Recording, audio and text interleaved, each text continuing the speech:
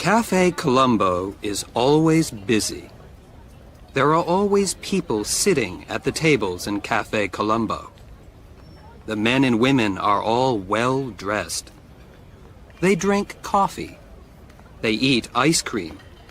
They read newspapers. Charlie does not sit in Cafe Colombo.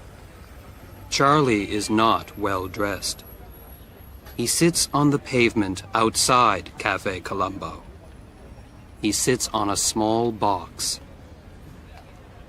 Charlie is a shoe shine boy. Charlie shines shoes. He does not go to school. He works all day.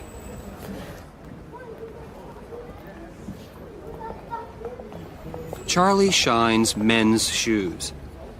He shines ladies' shoes. He shines black shoes. He shines brown shoes. He shines blue shoes. Shoe shine, shoe shine. 10 cents, 10 cents, 10 cents a shine.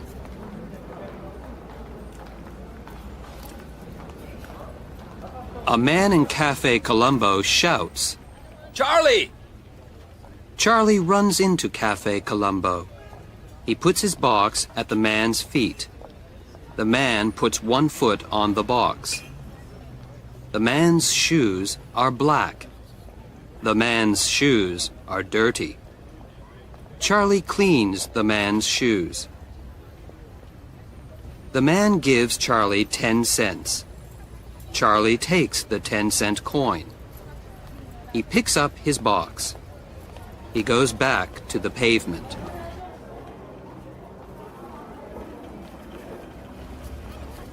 An old man walks slowly along the pavement. The old man is carrying a large board. There is a notice on the board. The old man is selling lottery tickets. Buy a ticket, win a fortune, $1 a ticket. Give me a ticket! Hurry! A well-dressed man in Cafe Colombo is shouting. The ticket seller gives the man a ticket. The man gives the ticket seller $1. The well-dressed man is in a hurry. A taxi is waiting. The man puts the ticket in his pocket quickly. The man gets into the taxi. The ticket falls out of his pocket.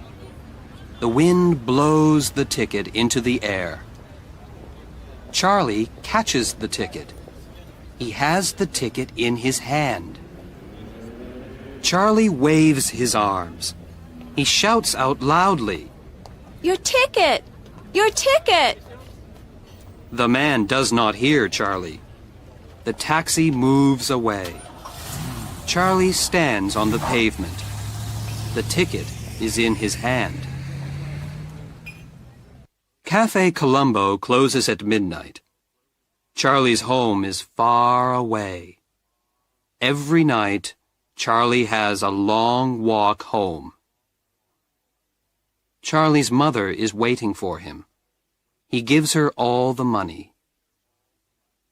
Charlie has no father. Charlie has younger brothers and younger sisters. Charlie's mother needs the money. She buys food with the money. Charlie shows his mother the lottery ticket. His mother looks at the ticket. She reads the number. 7, 5, 3, 8, 1, 2, 9, 4, 6. Is this the winning number? Perhaps it is. Saturday the 21st is tomorrow. Perhaps tomorrow will be their lucky day. Charlie is tired. He puts the ticket on his box. He falls asleep. Charlie has a dream. A goat comes into the house. The goat finds the ticket. The goat is eating the ticket. The goat eats the number 6. The goat eats the number 4.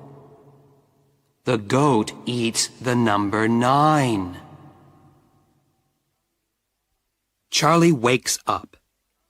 It is morning. The ticket is not on the box. Where is the ticket? Charlie runs to the lottery office.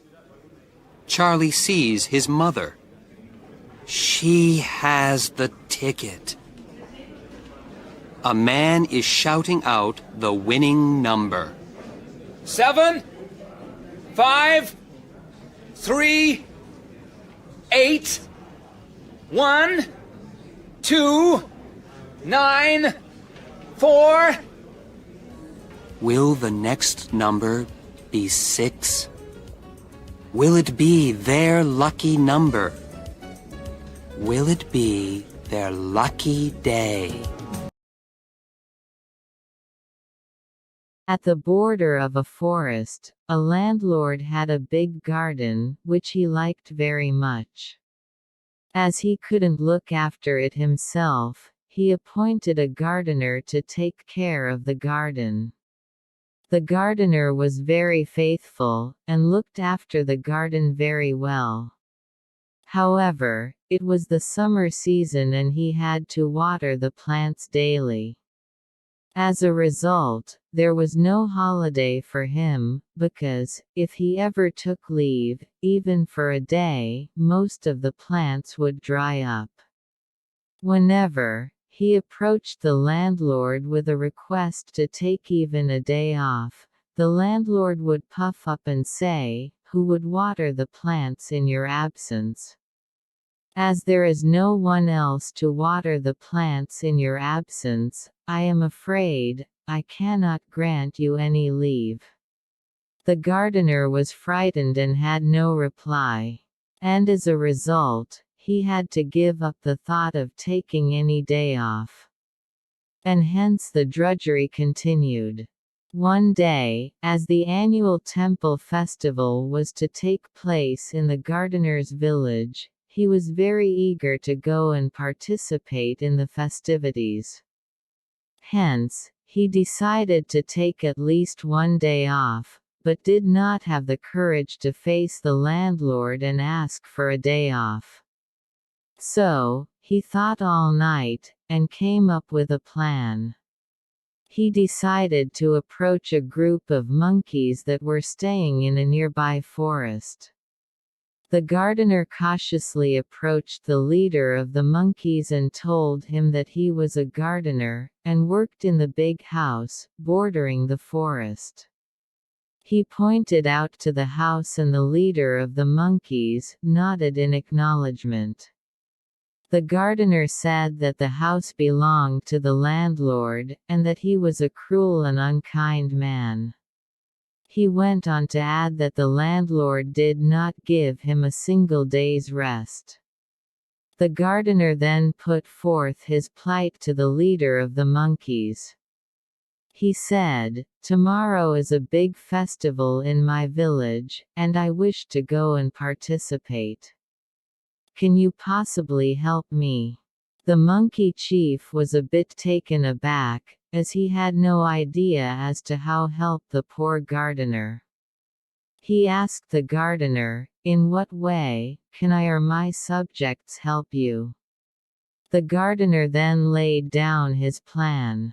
"For one day, starting tomorrow, you and your subjects, please look after my work." He further added that he would provide vessels and pots to all the monkeys, and all they had to do was to take it to the river, fill it, and subsequently water each plant. The monkey chief, after listening to the gardener's tale of woe, felt pity for him and said, "Don't worry, you go and attend your festival, and we shall look after your work." The gardener was relieved and happy. He gave some vessels and pots to the monkeys and quickly left for his village to take part in the temple festival. However, the monkeys had one doubt. They had no idea as to how much water they should pour on each plant, as they forgot to ask the gardener. So they approached the chief and told them about their problem. The monkey chief thought for a while and said, "You have to water each plant, according to the length of its root." His subjects then asked the leader on how they could find the length of the roots. The monkey chief got a bit angry, dismissed them and said, "Pull out each plant, find out how far the roots have gone in, and put them back and then water each plant accordingly." The monkeys were awestruck at their chief's wisdom and they all applauded. The chief then proudly asked his subjects to get down to work without delay. The monkeys did as advised. They pulled each plant out, saw the length of the roots and planted them back haphazardly, and watered them. Because of this, most of the plants lost their roots in this process and started drying up. The next day, the landlord came out for a stroll in his favorite garden, and noticed that all his plants had been uprooted, and that they were drying up. He immediately summoned for the gardener. The frightened gardener told the landlord what had happened, and this made the landlord very angry and he immediately dismissed the gardener from his job. As a result of his foolish act, the gardener lost his job.